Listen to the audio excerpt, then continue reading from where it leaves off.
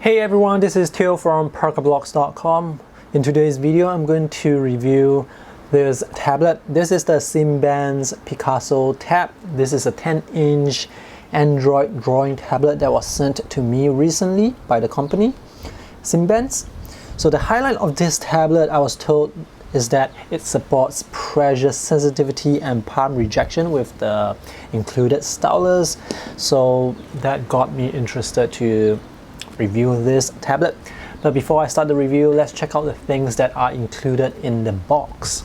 This is the packaging box. Other than the name of the tablet and the company's name, there is not much printed on it, not even the specifications. So let's take a look inside. The tablet is priced at US $200 and it includes this carrying case. We'll take a closer look later on. There is a manual, we have a warranty card. The tablet has a 1-year warranty, and here in this small box we have the power cables and the power plugs. There's this little battery for the stylus that's included. This is the USB charging cable that's included. This will go to the wall charger, and this side here, this USB Type-C connector will go to the tablet. This is the USB wall charger that features a double flat pin. If you are in other countries, there are these two plugs included, so you can just slide it on like this. It's very convenient, very easy. With this USB cable, you can charge the tablet using your computer or any existing powered USB outlet that you are using. This is how the case looks like. This is not real leather, it's imitation leather, and at the bottom right side here we have the company imprint. So for the cover, you can bend it at this area here. This allows you to prop up the case like this so that you can watch shows with the tablet in landscape mode. And this cover, it has a magnet so it snaps tight. However, the magnet doesn't actually switch off the tablet, so you have to manually switch off the tablet if you want to power it off, because closing it like this, it doesn't make the tablet go to sleep. This material is quite smooth, and there is this elastic holder here. This is for holding the pen that is included. For the price of the tablet, this stylus pen is also included, and the build quality of this pen is excellent. It is actually almost as good as the Surface pen. It features a full metal body, and the size, the shape is almost similar. With the Simbans, we have this little clip here. There is no eraser at the back of the pen. This is an active pen and it's powered by a battery. So there is this small AA battery that powers the pen. I'm not sure about the battery life, but it's supposed to last quite long.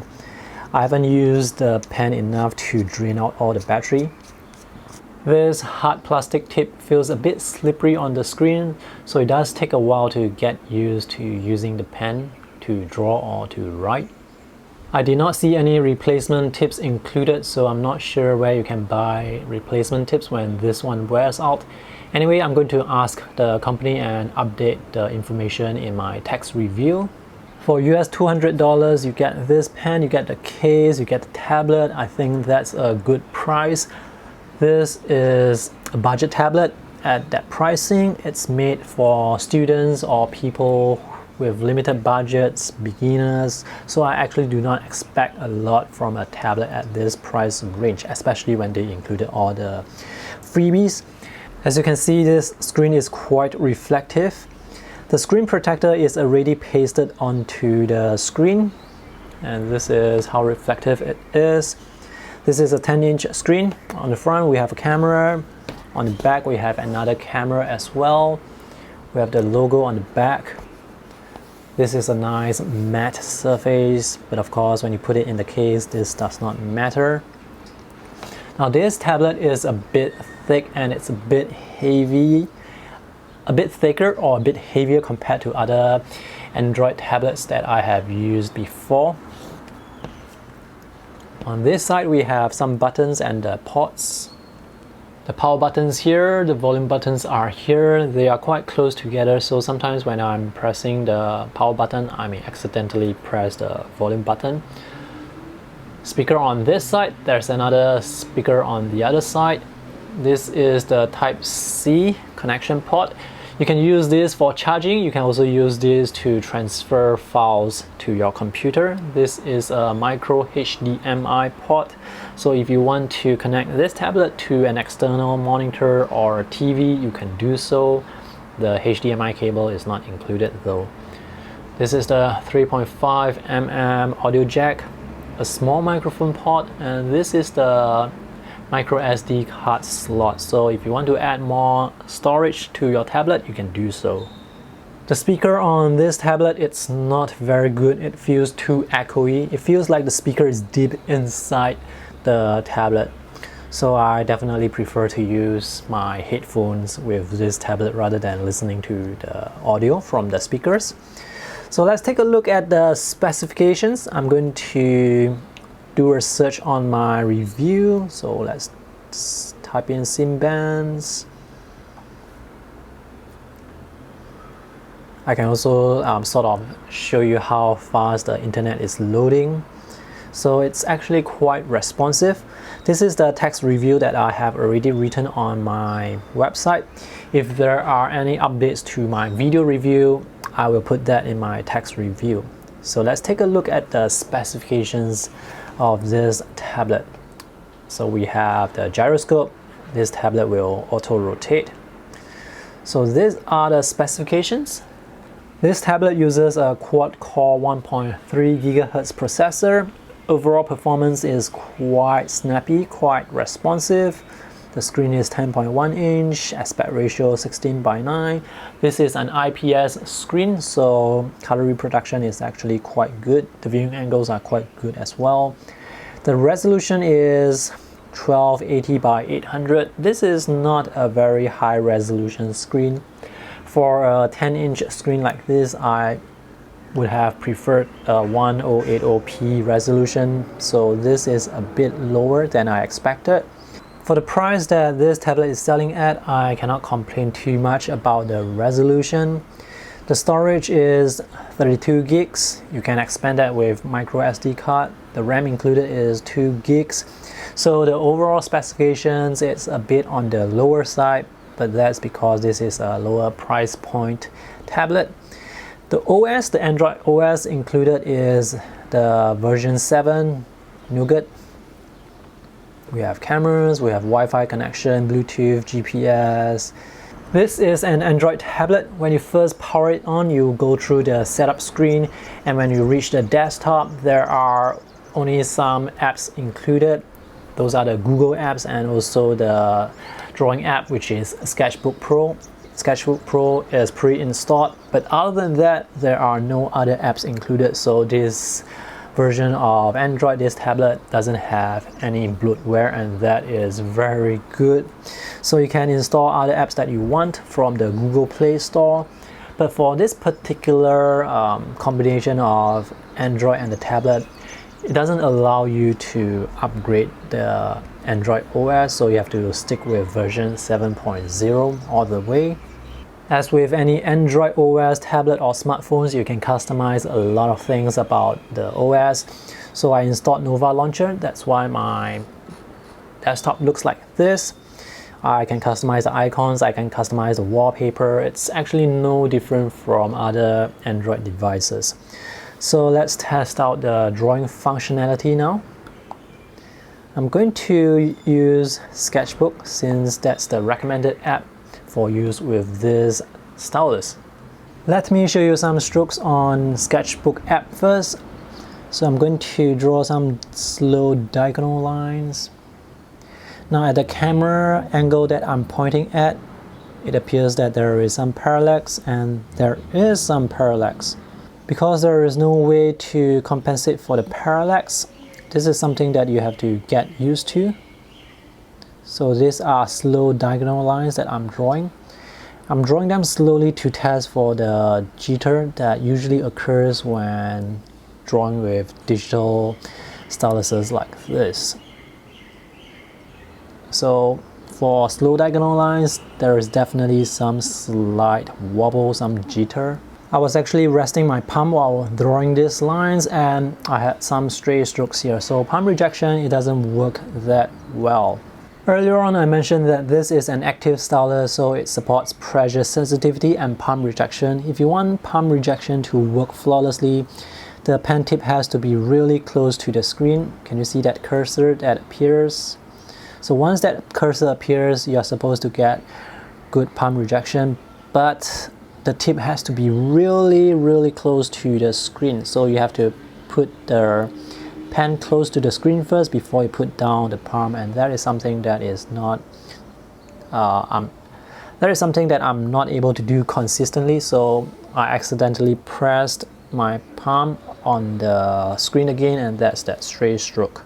All right, let me test out the pressure sensitivity. Pressure sensitivity works really well, but as you can see, we have some jitter lines again. I'm going to put the tablet in the case now. This is the Velcro that's going to go behind this part here to secure the tablet. Now with the case on, I can actually rest my palm on this surface which is higher compared to the screen, so this sort of prevents those stray strokes from happening. Enough of the testing, so let's try and draw a quick sketch using this pen and tablet. You can use finger gestures.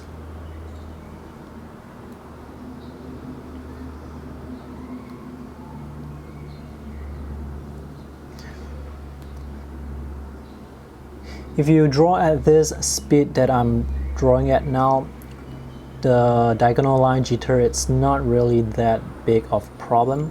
I'm resting my palm on this case here, so it really helps to prevent the stray strokes, and it can help me rest my hand as well. So you do have to draw a bit faster if you want to avoid those jitter lines. And here I'm lifting my palm away from the screen because I want to prevent the stray strokes. I can rest my palm on this side here. Drawing performance, it's quite responsive. So when I'm drawing at normal speed, I do not have a lot of jitter. Here's another sketch that I drew earlier with sketchbook. Let me just scroll slowly to let you see the lines. So pressure works, but there is jitter when you're drawing very slowly. And at the normal speed that I usually draw, these are how the lines will look like. Sometimes there are jitter, but sometimes there aren't any. So for lines like this, there are some slight jitter, but overall still looks quite smooth.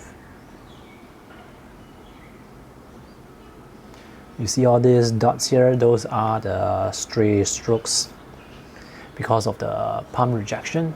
So that was the sketchbook app, and now I'm using ArtFlow. Let's try and draw something again. Now for some reason, the strokes in ArtFlow, they are a bit smoother compared to sketchbook. Pressure sensitivity is supported here as well.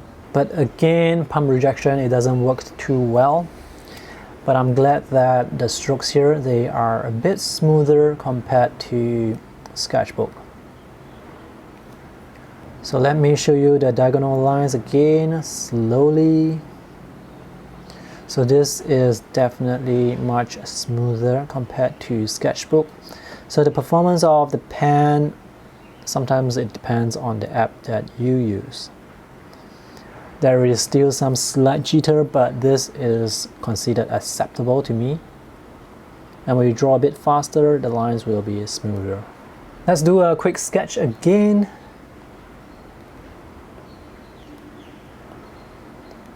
Because palm rejection doesn't work very well, I'm going to rest my palm on the case here.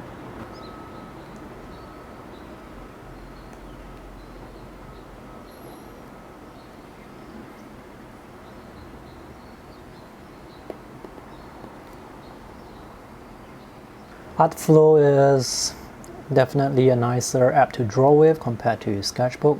I really like this app. Let's try and shape this.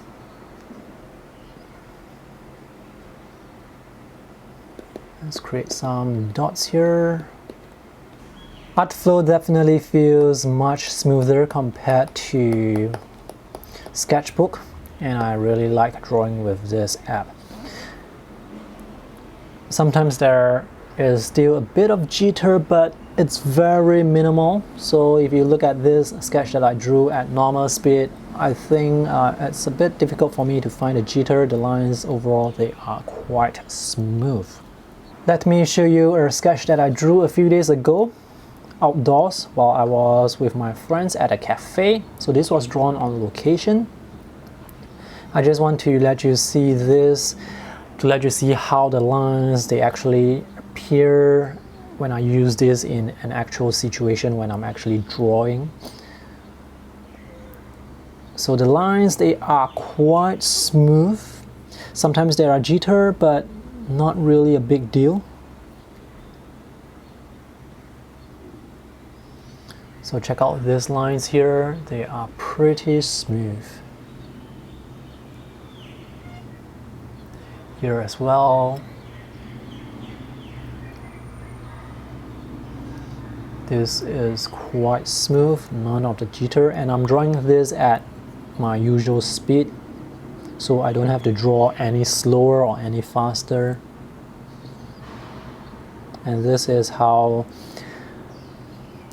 the sketch looks like. I'm pretty satisfied with the performance when it comes to actually using the stylus for drawing with ArtFlow. Drawing performance and experience really depends on the app that you use. This is ArtRage. It supports pressure sensitivity as well, but as you can see, there is some slight lag. The lines, they do not come out instantly beneath the tip, and that's because of the app. This app is a bit more processor intensive, so it takes a bit more time for the lines to render before they appear. This is Wacom Bamboo Paper, the app that I usually use to take notes. So I'm going to show you how well it can capture my handwriting. This is quite responsive. You can definitely take notes with this stylus. The handwriting is, I think, captured quite accurately, although not at 100% accuracy. But for Android tablets, I think this performance is quite good. While I was writing this, I was resting my palm here, and there is one stray stroke here, which is not too bad. I was expecting a lot more. The last app I want to try out is Medibank Paint Pro on Android.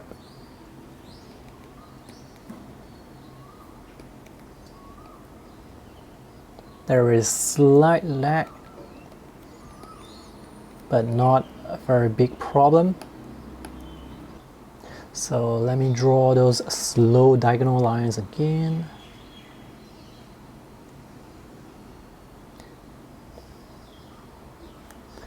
There is slight jitter, but not too bad compared to other apps.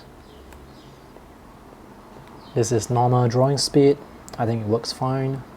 So overall drawing experience and performance really depends on the app that you use. The pre-installed Autodesk Sketchbook, it works fine, but I prefer to use ArtFlow, which is really great. It works wonderfully. Some of these apps, they are free, some are paid, so I suggest you start out with the free apps and see if you can work with them. If not, you can check out the paid apps. I recommend ArtFlow. The battery life for this tablet is actually quite good. I can get around 8 to 10 hours on 100% charge. The downside is it takes quite a long time to charge up the tablet, so you can leave it overnight to charge, but the battery life is quite good. Now the brightness, well, this is currently at the brightest setting. There is a limited range of brightness, and you cannot go too bright, you cannot go too dim. This is at its brightest. In fact, let me just show you how dim it can be. So this is the dimmest setting, and this is the brightest setting. So the range of brightness is actually quite limited. Overall performance of the tablet, the responsiveness is quite decent. You can use it to watch YouTube videos, but the sound isn't that great. You can surf the web. Panning and zooming, it's quite responsive. The downside is the RAM is only 2 gigs, so if you open a lot of tabs, if you open a lot of apps, it's going to start to slow down. But usually when it starts to slow down, I can quit some of the apps and just focus on the ones that I'm using, so that's not too much of a problem. Alright, this review has gone on long enough, so let me just quickly tell you the things that I like and dislike. I actually kind of like the price point at US $200. We have a very good pen, we have the case, we have the tablet, so that's a good price point for those with limited budget, for students, for beginners who want to try out digital sketching. The battery life is great. With some of the drawing apps, performance is quite good, but with others not as good, so overall satisfaction really depends on the app that you use. For ArtFlow, I am more than satisfied when drawing with this pen and tablet. The 10.1-inch screen is a good size to draw on. Color reproduction is quite good. The brightness is quite satisfactory, even though the brightness range is quite limited. Overall performance is quite snappy. This runs Android version 7, which is quite a recent version of Android, but unfortunately there is no way to update the Android OS through the settings. Alright, things that I do not like would be the resolution. The resolution is a bit low for this 10-inch screen. If it has a 1080p resolution screen, I think this would be perfect. That's the only thing I did not like about the screen. The speakers, they are not that good. The drawing apps, some of the drawing apps, they have very obvious diagonal line jitter, but some apps, they perform better. So again, I have to stress that drawing performance really comes down to the app that you use. From the Google Play Store nowadays, you can get a good selection of drawing apps to choose from as well. There are not a lot of Android tablets out there at the US $200 price range that provides you with pressure sensitivity and also a stylus. The only other stylus that I know of with pressure on Android is the Samsung tablets, and those are much more expensive. This is US $200. The Samsung Tab S3 with the S Pen is $400 or $450 and above. So overall, this is quite a decent budget Android tablet for drawing. The drawing performance is as you have seen. Let me know what you think about this tablet. Are you interested to get one? Do you think it's good enough for digital sketching? Do you like the price point? And that's all for my review today. If I have any updates to my video review, I will update my text review, which is already published on my blog. You can visit that through the link in the video description below. And if you have any questions, do let me know in the comments section. I hope this video is helpful. Thanks for watching. See you in the next video.